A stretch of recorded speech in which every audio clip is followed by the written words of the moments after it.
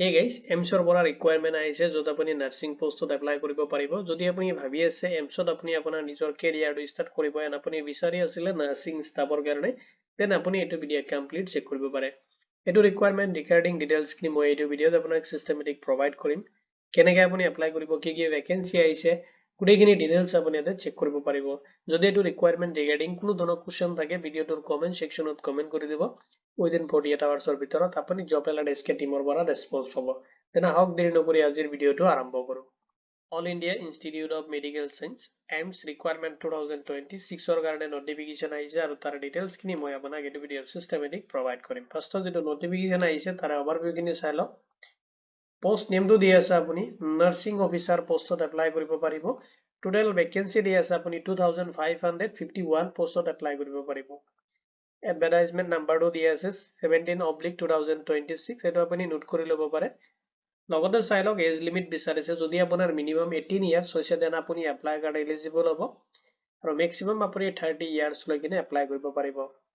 Online যদি apply start হ'ব, যেটা আপোনাৰ 24 ফেব্ৰুৱাৰী 2026ৰ পৰা এপ্লাই অলৰেডি ষ্টাৰ্ট হৈছে আৰু এইটো যদি এপ্লাই প্ৰচেছ হয় আপুনি অনলাইনত কৰিব লাগিব এপ্লাইখিনি। অফিচিয়েল ৱেবছাইটত আপুনি ভিজিট কৰিব পাৰে। যিকোনো ব্ৰাউজাৰ এটা ওপেন কৰি যদি আপুনি www.aimsexam.ac.in যদি সাৰ্চ কৰে তেতিয়াহ'লে আপুনি এটা অফিচিয়েল ৱেবছাইটত ভিজিট কৰিব পাৰিব। এতিয়া চাই লওক ভেকেন্সি ডিটেইলছখিনি, য'ত আপোনাৰ পোষ্ট দি আছে নাৰ্ছিং অফিচাৰ পোষ্টত এপ্লাই কৰিব পাৰিব। টোটেল পোষ্ট দি আছে আপুনি 2551 পোষ্টত এপ্লাই কৰিব পাৰিব আৰু পোষ্টখিনিত আপোনাৰ ৰিজাৰ্ভেশ্যন দি আছে 80% ফিমেল কেণ্ডিডেটৰ কাৰণে দি আছে আৰু 20% মেল কেণ্ডিডেট কনচিডাৰ কৰা হ'ব আৰু ইনষ্টিটিউশ্যন ৱাইজ আৰু লগতে কেটেগৰী ৱাইজ ডিটেইলছখিনি আপুনি এনেক্সে যিটো 5 আছে এটা অফিচিয়েল নটিফিকেশ্যন তাতে আপুনি চেক কৰিব পাৰিব। এতিয়া চাই লওক ভেকেন্সিখিনিত এপ্লাই কৰোঁতে আপুনি কি এলিজিবিলিটি ক্ৰাইটেৰিয়া আপুনি ফ'ল' কৰিব লাগিব। ফাৰ্ষ্ট অপশ্যন যদি আপুনি ডিগ্ৰী হোল্ডাৰ হয়, ঠিক আছে, যদি আপুনি BHC কৰিছে অনাৰ্ছ ইন নাৰ্ছিং বা BHC নাৰ্ছিং আপুনি কমপ্লিট কৰিছে অৰ দি আছে যদি আপুনি post basic PHC nursing course আপুনি কমপ্লিট কৰিছে তেতিয়াহ'লে আপুনি এইটো ভেকেন্সিত এপ্লাইৰ কাৰণে এলিজিবল হ'ব।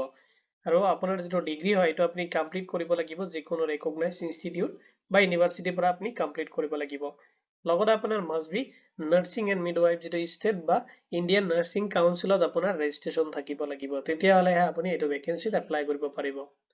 নেক্সট টু অপশ্যন চাব আপোনাৰ যিটো আপুনি ডিপ্ল'মা হোল্ডাৰ হয়, ঠিক আছে, যদি আপুনি ডিপ্ল'মা কৰিছে GNM তেতিয়াহ'লে আপুনি এইটো ভেকেন্সিত এপ্লাই কৰিব পাৰিব। লগতে আপোনাৰ ৰেজিষ্ট্ৰেশ্যন থাকিব লাগিব nursing and midwife state and আপোনাৰ ইণ্ডিয়ান লেভেলত আপোনাৰ যিটো নেশ্যনেল কাউন্সিলিং আছে তাতে আপোনাৰ ৰেজিষ্ট্ৰেশ্যন থকাটো মাষ্ট বি থাকিব লাগিব। লগতে আপোনাৰ 2 years এক্সপিৰিয়েঞ্চ বিচাৰিছে 50 বেডছ হস্পিটেলত, তেনেকুৱা যদি আপুনি কোনো ধৰণৰ এক্সপিৰিয়েঞ্চ আছে আপোনাৰ যদি এক্সপিৰিয়েঞ্চ মাষ্ট বি যিটো কোৰ্চ আছে এইটো কমপ্লিট কৰাৰ পিছত থাকিব লাগিব আপোনাৰ এক্সপিৰিয়েঞ্চটো। লগতে আপোনাৰ ৰেজিষ্ট্ৰেশ্যনটো থাকিবই লাগিব, যিটো নাৰ্ছিং ৰেজিষ্ট্ৰেশ্যন এইটো আপোনাৰ থাকিব লাগিব, তেতিয়াহ'লে আপুনি এপ্লাই কৰিব পাৰিব।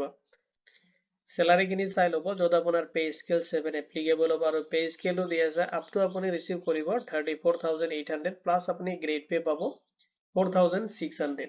লগতে আপোনাৰ প্লাছ হ'ব এছপাৰ যিটো গভৰ্ণমেণ্ট ৰুলছ আছে এণ্ড এলাউন্সেছখিনি আপোনাৰ এপ্লিকেবল হ'ব গভৰ্ণমেণ্ট ৰুলছ হিচাপত আপুনি ৰিচিভ কৰিব। নেক্সট আপুনি ফ'ল' কৰিব লাগিব এজ লিমিটটো, য'ত আপোনাৰ মিনিমাম এজ দি আছে যদি আপোনাৰ 18 ইয়াৰ্ছ হৈছে দেন আপুনি এপ্লাই কাৰণে এলিজিবল হ'ব। মেক্সিমাম আপুনি 30 ইয়াৰ্ছ লৈ কিনে এপ্লাই কৰিব পাৰিব। এজ ৰিলেক্সেশ্যনখিনি এপ্লিকেবল হ'ব যদি আপুনি SC বা ST কেণ্ডিডেট হয় 5 ইয়াৰ্ছৰ কাৰণে এজ ৰিলেক্সেশ্যন পাব। যদি আপুনি OBC কেণ্ডিডেট হয় তেতিয়াহ'লে আপুনি 3 ইয়াৰ্ছৰ কাৰণে এজ ৰিলেক্সেশ্যন পাব। যদি আপুনি PWBD কেণ্ডিডেট হয় লগতে জেনেৰেল হ'লে আপুনি 10 ইয়াৰ্ছৰ কাৰণে মানে এজ ৰিলেক্সেশ্যন পাব। যদি OBC হয় তেতিয়াহ'লে 13 ইয়াৰ্ছৰ কাৰণে পাব আৰু যদি SC বা ST কেণ্ডিডেট হয় তেতিয়াহ'লে আপুনি 15 ইয়াৰ্ছৰ কাৰণে এজ ৰিলেক্সেশ্যন পাব। যদি আপুনি এক্স চাৰ্ভিচমেন বা গভৰ্ণমেণ্ট এমপ্লয় হয় এজ পাৰ দ্য গভৰ্ণমেণ্ট যিটো ৰুলছ হয় সেইটো হিচাপত আপুনি এজ ৰিলেক্সেশ্যনখিনি ৰিচিভ কৰিব। এপ্লাই কৰোঁতে আপুনি এপ্লিকেশ্যন ফি পে'মেণ্ট কৰিব লাগিব। যদি আপুনি জেনেৰেল বা OBC কেণ্ডিডেট হয় তেতিয়াহ'লে আপুনি এপ্লাই কৰোঁতে এপ্লিকেশ্যনত আপুনি 3,000 পে'মেণ্ট কৰিব লাগিব।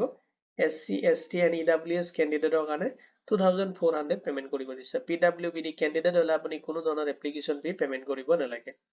SC এণ্ড ST কেণ্ডিডেট যিখনে পে'মেণ্ট কৰিব এইটো ৰিজাল্টৰ পিছত যিটো এপ্লিকেশ্যন ফি হয় এইটো ৰিফাণ্ডেবল হ'ব। পে'মেণ্ট যিটো মোড হয় আপুনি ডেবিট কাৰ্ড, ক্ৰেডিট কাৰ্ড বা নেট বেংকিং বা UPI থ্ৰু আপোনাৰ পে'মেণ্টখিনি আপুনি কমপ্লিট কৰিব পাৰিব।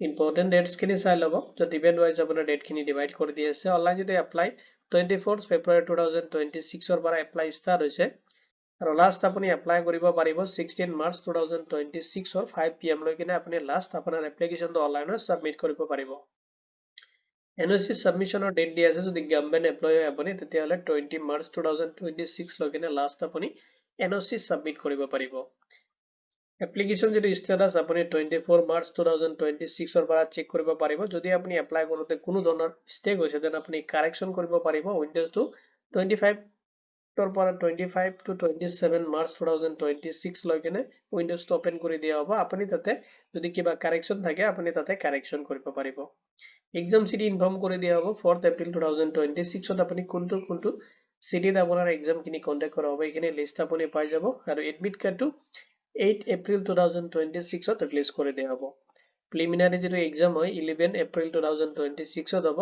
আৰু মেইন এক্সামটো আপোনাৰ 30 April 2026 ত হ'ব ৰিজাল্টটো এতিয়ালৈকে কেতিয়া ডিক্লেয়াৰ কৰে ৰিজাল্টটো এতিয়ালৈকে ডিক্লেয়াৰ কৰাৰ কাৰণে ডেটটো মেনশন কৰা নাই যেন আপোনাৰ এক্সামটো কমপ্লিট হোৱাৰ পিছত আপোনাৰ ডেটটো কেতিয়া নোটিফিকেশনৰ থ্ৰু আপোনাৰ এপ্লিকেশন কৰাৰ পিছত আৰু এক্সাম কিনি হোৱাৰ পিছত নোটিফিকেশন এটি ইস্যু কৰি দিব কেতিয়া আপোনাৰ ৰিজাল্টটো ডিক্লেয়াৰ কৰিব সিলেকশন প্ৰসেছত ফাৰ্স্ট ষ্টেজত আপুনি প্ৰিলিমিনাৰী এক্সামটো এটেম্প কৰিব লাগিব যত আপোনাৰ 100 MCQ কোৱেশ্চন থাকিব তাতে আপুনি এক্সামটো এটেম্প কৰিব লাগিব নেক্সট আপোনাৰ মেইন এক্সামিনেশন দিব লাগিব যত আপোনাৰ 160 মাৰ্কৰ এক্সাম হ'ব যত আপোনাৰ মাৰ্কিং যেটো প্যাটাৰ্ন থাকিব আপোনাৰ নেগেটিভ মাৰ্কিং আছে আপোনাৰ যেটো এক্সাম দিব তাতে যদি আপুনি তিনিটা ৰং কোৱেশ্চন কৰিছে দেন আপোনাৰ 1 মাৰ্ক ডিডাক্ট কৰা হ'ব আৰু ফাইনাল যেটো সিলেকশন হয় আপোনাৰ যেটো ষ্টেজ 1 মানে আপোনাৰ প্ৰিলিমিনাৰী মেইন এক্সাম লগত আপোনাৰ সোৰ্সিং ফিলিং যেটো এলিজিবিলিটি ক্ৰাইটেৰিয়া আছে ইয়াৰ ওপৰত বেছ কৰি কিনে আপোনাক সিলেকশন কৰা হ'ব